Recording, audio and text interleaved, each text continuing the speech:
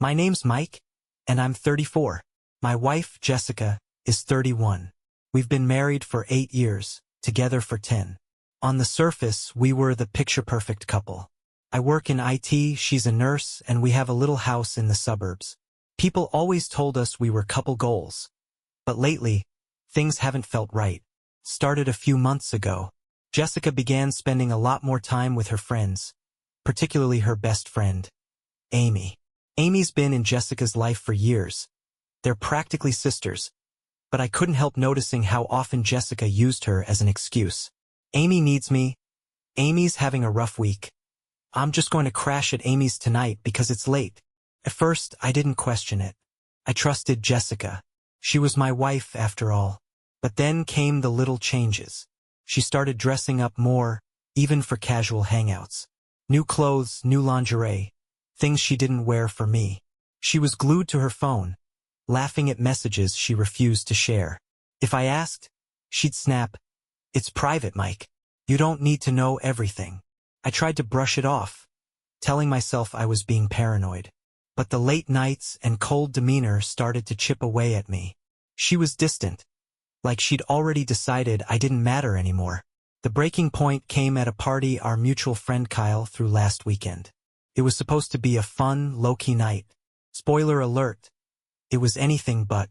Kyle's party was packed. Friends from college, co-workers, and a few new faces I didn't recognize. Jessica was buzzing with excitement as we arrived, already scanning the room like she was searching for someone specific. I should have known something was off when she didn't stick by my side like she usually did. Instead, she grabbed a drink, gave me a quick kiss on the cheek, and disappeared into the crowd.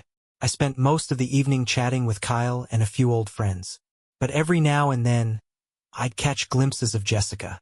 She was laughing a little too hard, standing a little too close to some guy I didn't recognize. He was tall, good-looking, and clearly enjoying her attention. At one point, I saw her hand linger on his arm as she whispered something in his ear. My stomach turned. I tried to convince myself it was nothing. Jessica was flirty by nature, but this felt different. Later in the night, I went to grab a beer from the kitchen. As I walked down the hallway, I heard low voices coming from the guest bedroom. The door was slightly ajar, and curiosity got the better of me. What I saw through the crack of the door made my blood run cold. Jessica was there with the guy from earlier.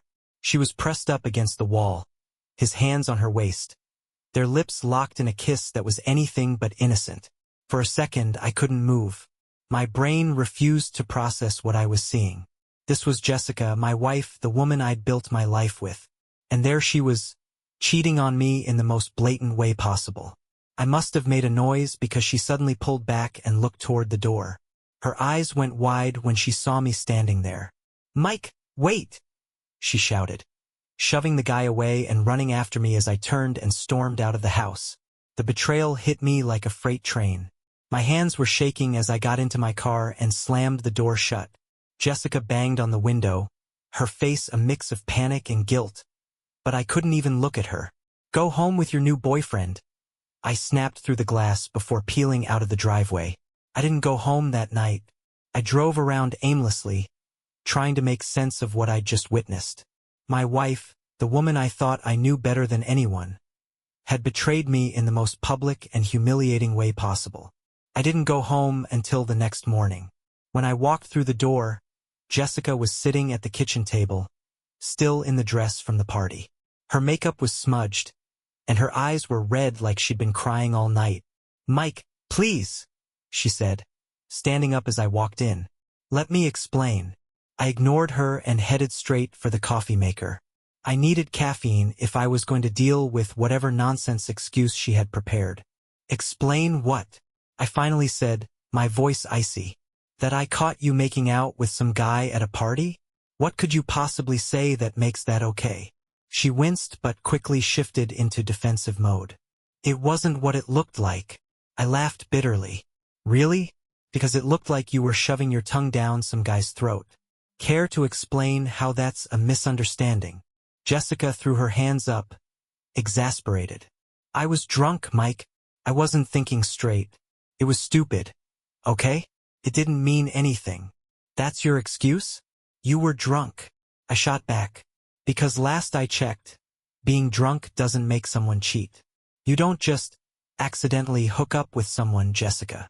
She started pacing the room, her voice rising. You don't understand. You've been so distant lately, and I've felt ignored, like I don't even matter to you anymore. I stared at her in disbelief. So this is my fault now? You're blaming me for your choice to betray me. Tears welled up in her eyes, but I wasn't falling for it. I'm not blaming you, Mike. I'm just trying to explain how I felt. Save it, I snapped, slamming my coffee mug on the counter. I gave you everything, Jessica. I trusted you, and you threw it all away for some random guy at a party. Do you even care about this marriage anymore? Her face crumpled, and for a moment, I thought I'd broken through. But then she said something that made my blood boil. I don't know, she whispered, looking down at the floor. That was it. That was the moment I knew we were done. I grabbed my keys and turned to leave, but Jessica ran after me. Where are you going? She cried, grabbing my arm. Away from you, I said, shaking her off. I need space, and you clearly need time to figure out what you want. Don't call me.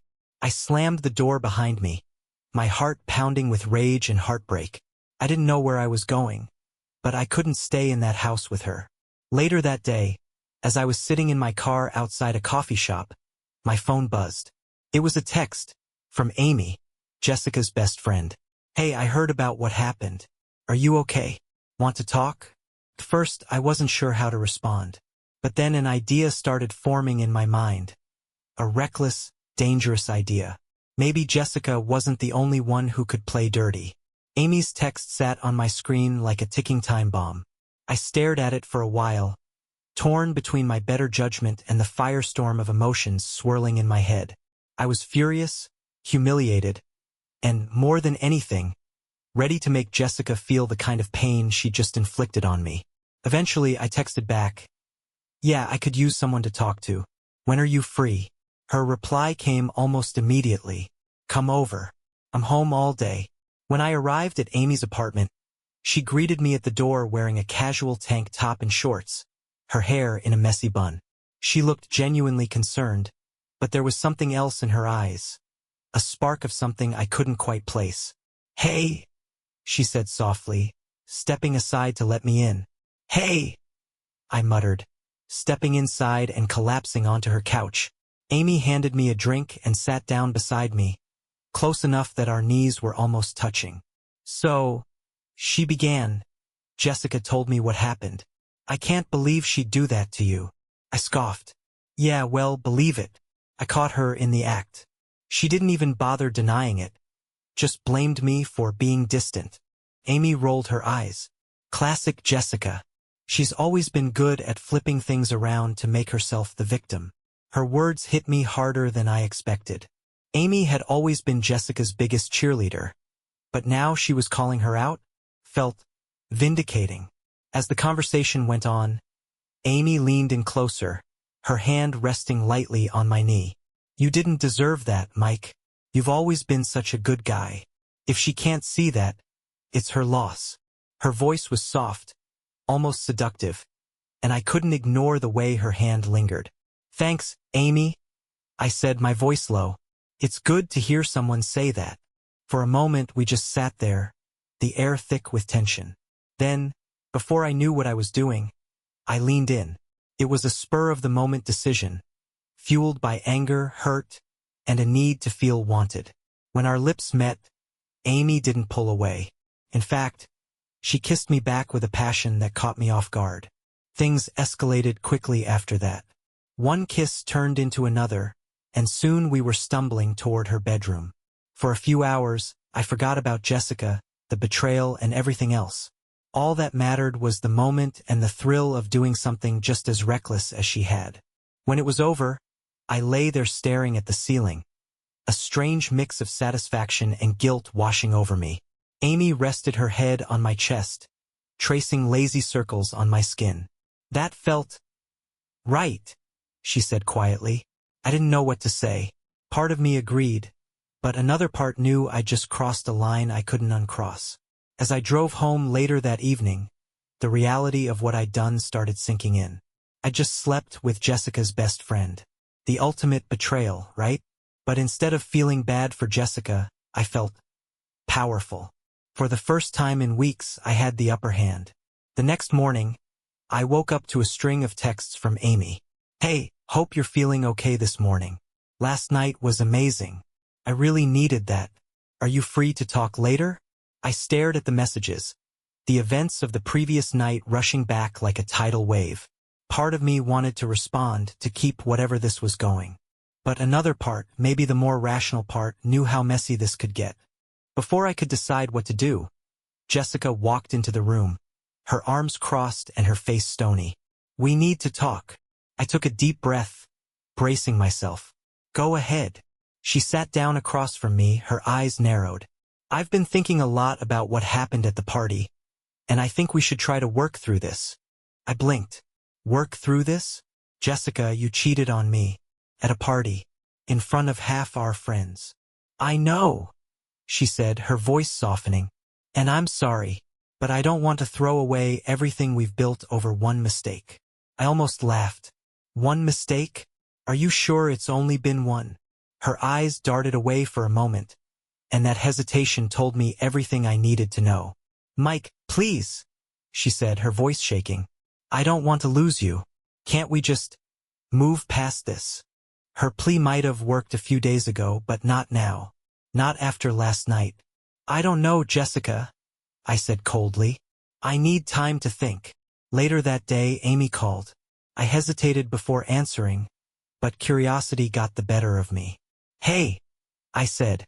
"Hey," she replied, her voice bright. "Are you okay? I've been thinking about you all day." "I'm fine," I said, "just trying to figure out what comes next." There was a pause. Then Amy said, "Look, I know last night was complicated, but I don't regret it. I've had feelings for you for a while, Mike, and after everything Jessica's done, you deserve someone who actually appreciates you." Her words caught me off guard. I hadn't expected this to turn into something more, but it was clear Amy was thinking long-term.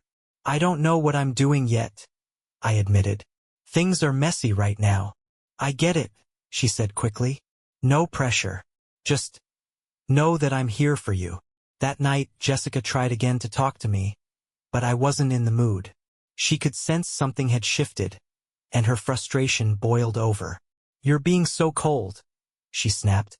"I'm trying to fix this, and you're acting like you're perfect." I laughed bitterly. "Perfect? Hardly. But at least I didn't betray you." Her eyes narrowed. "And what have you been doing, Mike? You've been out all day, and you come home acting smug as hell. What's going on?" For a moment, I considered telling her everything. About Amy, about how it felt to turn the tables on her. But instead, I just shrugged. "Figure it out," I said, walking away.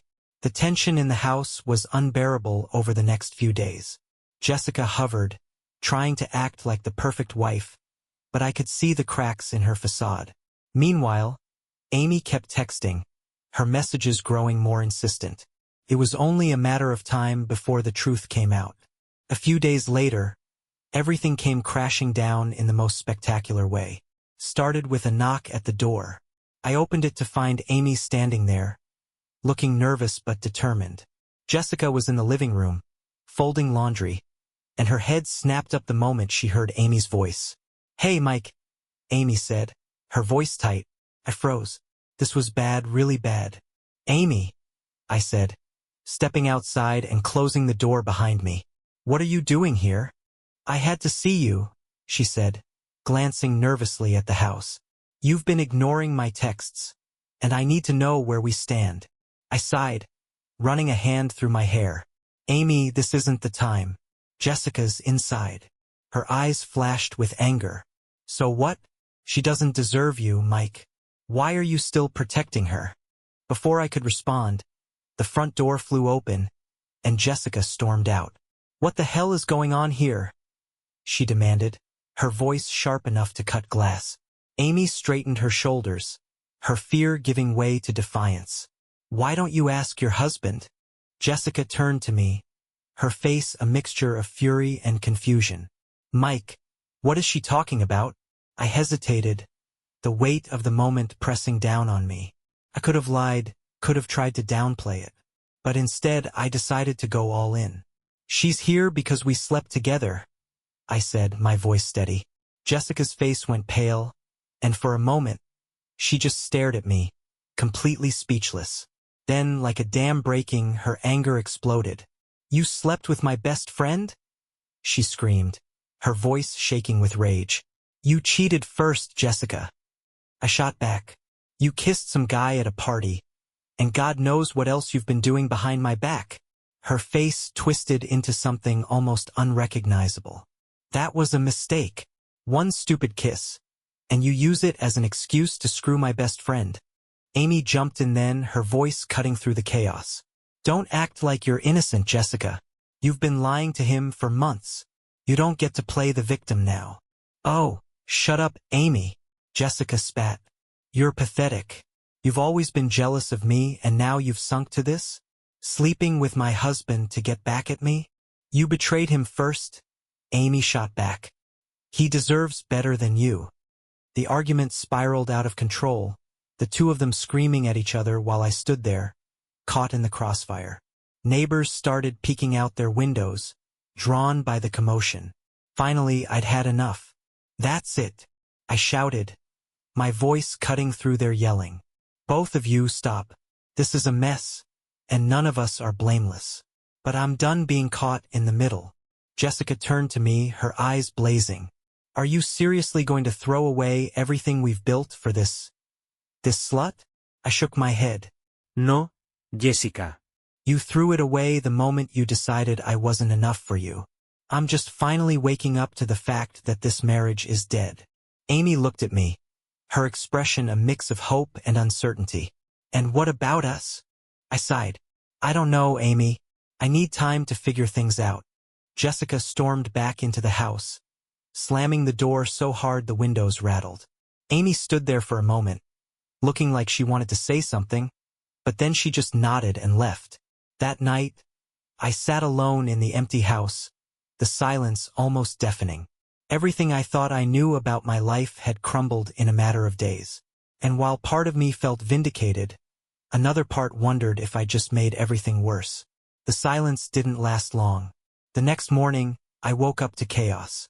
Jessica had posted a long, venomous rant on Facebook, tagging me, Amy, and even a few of our mutual friends.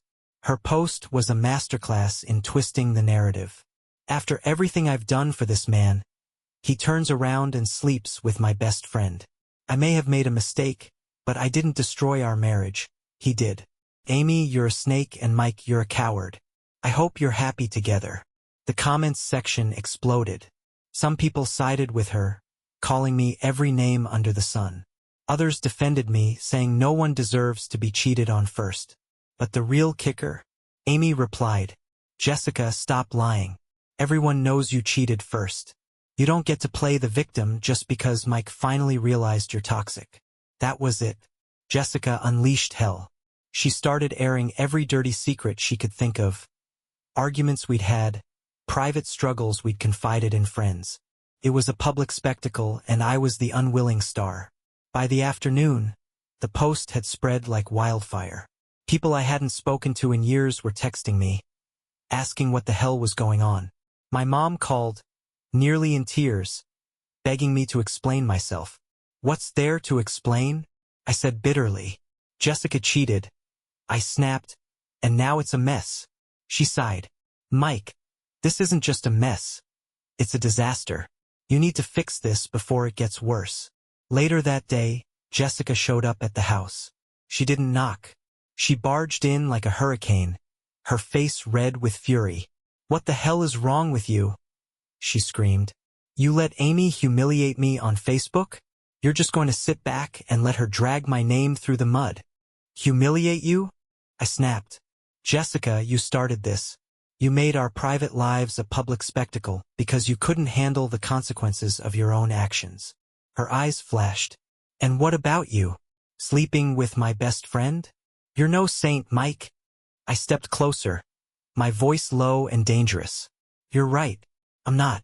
But the difference is, I didn't throw the first punch. You did.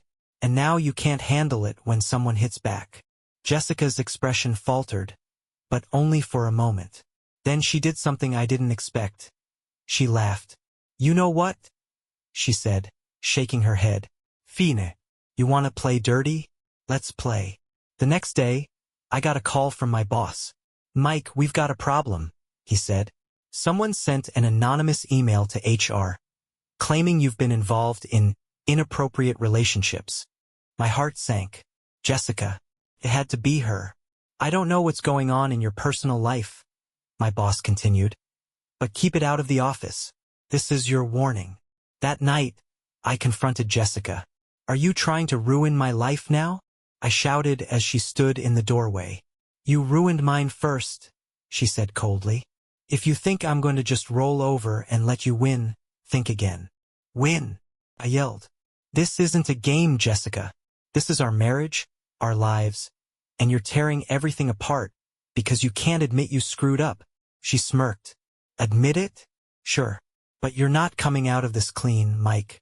If I go down, I'm taking you with me. At that moment, something inside me snapped. Fine, Jessica. you want war? You've got it. Her smile faltered, but I didn't wait for her to respond. I grabbed my phone and called Amy. When Amy arrived later that evening, Jessica was still in the house. The tension was unbearable as the two women stared each other down. You're pathetic, Jessica spat at Amy. What kind of friend stabs someone in the back like this? Amy didn't flinch. The kind of friend who's sick of watching you treat people like garbage. You had this coming, Jessica. Jessica turned to me, her eyes blazing. And you? You're just going to sit there and let her talk to me like that? I crossed my arms. You've lost the right to ask anything of me, Jessica. You made your bed. Now lie in it. That night, I made a decision. I was done playing defense. It was time to take control of the narrative. The next morning, I woke up with a new sense of clarity. If Jessica wanted to play dirty, I wasn't going to sit back and take it anymore. She thought she could humiliate me, ruin my reputation, and walk away unscathed. She was about to learn otherwise. First, I called my lawyer. Jessica's trying to destroy me, I explained, recounting everything. From her Facebook posts to the stunt with HR. Sounds like she's digging herself into a hole, my lawyer said calmly. If she's spreading false information and actively trying to harm your career, that's grounds for legal action. We'll need evidence. Lucky for me, I'd been documenting everything. Text messages, emails, screenshots of her social media rants. I had it all. While my lawyer got to work, I decided to tackle the other side of this mess. Amy. She came over that evening, looking wary but hopeful. Hey, she said as I let her in. How are you holding up? I'm okay, I said, gesturing for her to sit down. But we need to talk. Her face fell slightly. What about? This thing between us? I began, choosing my words carefully. Last night was complicated. I don't regret it, but I don't know if I'm ready to dive into something new right now. Amy nodded slowly, her expression unreadable. I get it. You're going through a lot. But, Mike, I need you to know something. Jessica isn't who you think she is. What do you mean? I asked, narrowing my eyes. Amy hesitated, then pulled out her phone. I wasn't going to tell you this, but after everything she's done, you deserve to know. She handed me her phone, showing me a string of texts from Jessica, dating back months. The messages painted a damning picture. Jessica badmouthing me, confessing to more than one fling, and even laughing about how clueless I was. One message stood out. Mike's too boring to notice anything. Let him have his little perfect husband fantasy. I felt like the floor had dropped out from under me. Jessica's betrayal ran deeper than I'd thought.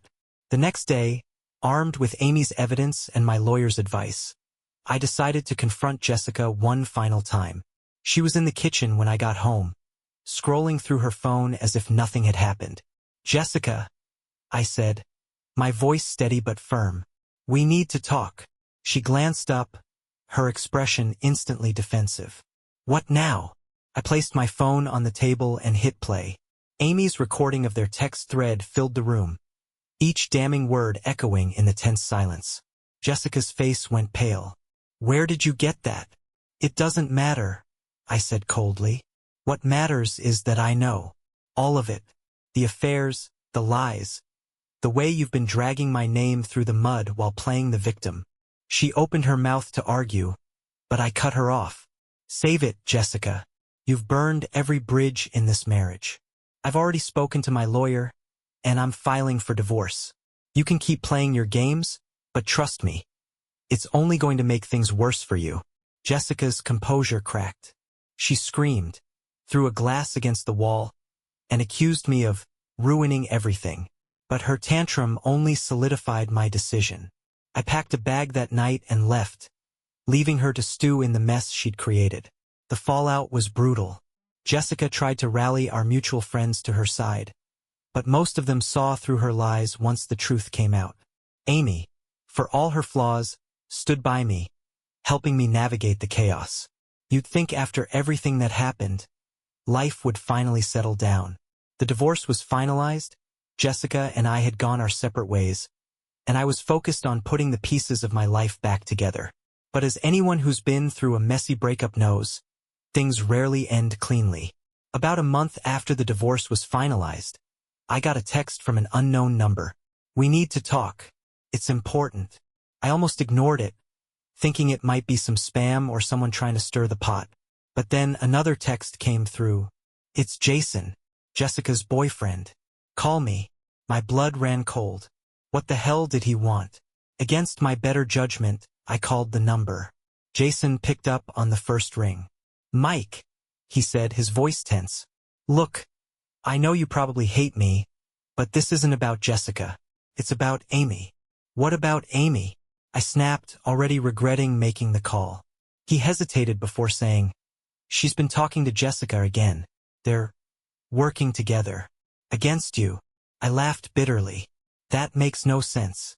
Why would Amy team up with Jessica after everything?" "Because Jessica convinced her you were just using her," Jason said. "She's playing both sides, man. I overheard them talking. Jessica's trying to make you look like the bad guy in all this." I hung up, my head spinning. Jason's words didn't make sense, but they also didn't feel like a lie. Amy had been distant lately. Our once frequent texts had dwindled, and she'd stopped initiating contact altogether. I decided to confront Amy directly. That evening, I went to her apartment. She opened the door, looking surprised but not exactly thrilled to see me. "Mike," she said, her voice guarded. "What's going on?" "We need to talk," I said, stepping inside without waiting for an invitation. "What's going on between you and Jessica?" Her eyes widened, but she quickly recovered. "What are you talking about?" "I'm not talking to Jessica." "Don't lie to me, Amy," I said, my voice sharp. "Jason told me everything. He overheard you two plotting against me." She laughed, but it wasn't the warm laugh I remembered. It was cold, almost mocking. "Jason? You're trusting him now? Come on, Mike. You're smarter than that." "Then explain," I demanded. "Because something's not adding up." Amy's expression hardened. "Fine. You want the truth?" "Yes, I've been talking to Jessica. She reached out and I wanted to hear her side of things. But I'm not plotting anything. I just wanted to know what really happened between you two." "Why?" I asked, incredulous. "What could you possibly gain from talking to her?" She hesitated, then said something that knocked the wind out of me. "Because I don't trust you, Mike. I've been wondering if you used me to get back at her." Her words hit like a punch to the gut. "Used you?" I repeated, my voice shaking. "Amy, I cared about you. I thought you cared about me too." "I did," she said softly. "But everything happened so fast. And now that things have calmed down, I'm starting to question everything." The room went silent. I stared at her, trying to make sense of the situation. After everything Jessica had done, after the chaos Amy had helped me navigate, she was doubting me? "I can't believe this," I said finally, my voice cold. "You're choosing to believe Jessica, the same person who betrayed both of us, over me? Amy didn't answer, and in that silence I got my answer. I walked out of her apartment that night, feeling more alone than I ever had before. Jessica had destroyed our marriage, but Amy, she'd destroyed my trust. Walking away from Amy's apartment that night felt like the last straw. I had lost my marriage, my sense of stability, and now the one person I thought was in my corner. It felt like everything was crashing down again. But this time, there was no anger, just numbness. But as I sat in my car, staring at the steering wheel, a thought hit me. I was done letting other people control my life. Jessica, Amy, even Jason, I was cutting them all out. I needed to rebuild, and that meant leaving the drama behind for good. The next morning, I called my lawyer again, this time to finalize the legal loose ends from the divorce. I asked for advice on protecting myself from any potential fallout from Jessica or Amy, especially given the mess they were stirring up. "Mike, you've done the right thing documenting everything," my lawyer said. "Just keep your head down. The truth has a way of surfacing." Those words stuck with me. A week later, the truth did surface, just not in the way I expected. I was scrolling through Facebook when I saw a post from one of Jessica's friends. It was a screenshot of Jessica and Amy out together at a bar, laughing like old times. The caption, "Who knew ex-husbands could bring best friends closer together?" It didn't take long for the comments to turn into a circus. Mutual friends were tagging me, asking if I'd seen it. Some were outright calling Jessica and Amy out for their behavior, while others seemed to enjoy the spectacle. The post confirmed what Jason had warned me about. They joined forces. At first, I felt betrayed all over again. But as I sat there, rereading the comments, something clicked. Their alliance wasn't about me. It was about them trying to save face, clinging to whatever scraps of control they had left. And suddenly, I didn't care anymore. That night, I deleted Jessica and Amy from every social media platform. I blocked their numbers, too. For the first time in months, I felt a sense of freedom. I poured myself a drink, sat on my porch, and took in the silence. Over the next few weeks, I focused on rebuilding. I started going to therapy, which helped me process the whirlwind of emotions I'd been bottling up. I reconnected with friends I'd lost touch with during my marriage. And most importantly, I began rediscovering who I was without Jessica or Amy in my life. One evening, months later, I ran into Jason at the grocery store. He looked just as surprised to see me as I was to see him. "Mike," he said, awkwardly scratching the back of his neck. "Hey, Jason," I replied, keeping my tone neutral. We stood there for a moment, the tension thick. Finally, he said, "Look, I know I was part of all the crap you went through, and I wanted to say I'm sorry. For everything." I stared at him, unsure of what to say. Then I realized I didn't need to say much. "Thanks," I said simply. "Good luck with everything." As I walked away, I felt a surprising sense of closure. Looking back, the whole ordeal taught me more than I ever wanted to learn about betrayal, trust, and resilience. If I could offer anyone going through something similar a piece of advice, it would be this: don't lose yourself trying to hold on to people who don't deserve you. I'm finally in a better place now, focusing on myself and my future. And for the first time in a long time, I'm genuinely happy. Thank you for staying with me. This crazy journey is finally over, and I'm ready for what's next. Subscribe to the channel so you don't miss any more interesting stories. And leave a comment with what you would do in this situation. See you in the next videos.